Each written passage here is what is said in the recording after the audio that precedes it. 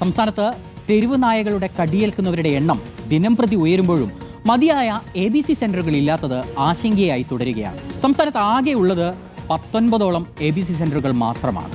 തെരുവ് നായയുടെ എണ്ണം ലക്ഷക്കണക്കിനാണ്. പലപ്പോഴും പ്രദേശവാസികളിൽ നിന്നുണ്ടാകുന്ന എതിർപ്പുകളാണ് ABC സെന്ററുകൾ തുടങ്ങാൻ തടസ്സം സൃഷ്ടിക്കുന്നത്. സുപ്രീം കോടതി നിർദ്ദേശപ്രകാരം തെരുവ് നായകളെ മറ്റൊരിടത്ത് പാർപ്പിക്കണം എന്ന സംസ്ഥാനത്ത് ഇക്കാര്യം നടപ്പിലാക്കാൻ വലിയ പ്രതിസന്ധിയാകുമെന്നുള്ളത് തന്നെയാണ് വിലയിരുത്തൽ. സുനിഷ യെല്ലൂർ ചേരുകയാണ്. സുനിഷ, 19 സെന്ററുകൾ, തെരുവ് നായകളുടെ എണ്ണം നമുക്ക് അറിയില്ല, ലക്ഷക്കണക്കിനാണ്. കാരണം നമ്മുടെ ചുറ്റും നമുക്ക് ഇഷ്ടം പോലെ കാണാൻ കഴിയുന്നുണ്ട്. ഇത് മതിയാകില്ല എന്നുള്ള കാര്യം 101% ഉറപ്പ് തന്നെയാണ്. എന്താണ് പ്രതിസന്ധി, എന്താണ് ഒരു പരിഹാരം? വിനേഷ്, അത് തന്നെയാണ് ഈ പറഞ്ഞതുപോലെ തെരുവ് നായകളുടെ കടിയേൽക്കുന്നവരുടെ എണ്ണം ദിനംപ്രതി കൂടുകയാണ്. ഒരുപക്ഷെ ഇന്നും നമ്മൾ അത്തരത്തിലുള്ള ഒരു വാർത്ത കേൾക്കുകയും ചെയ്തു.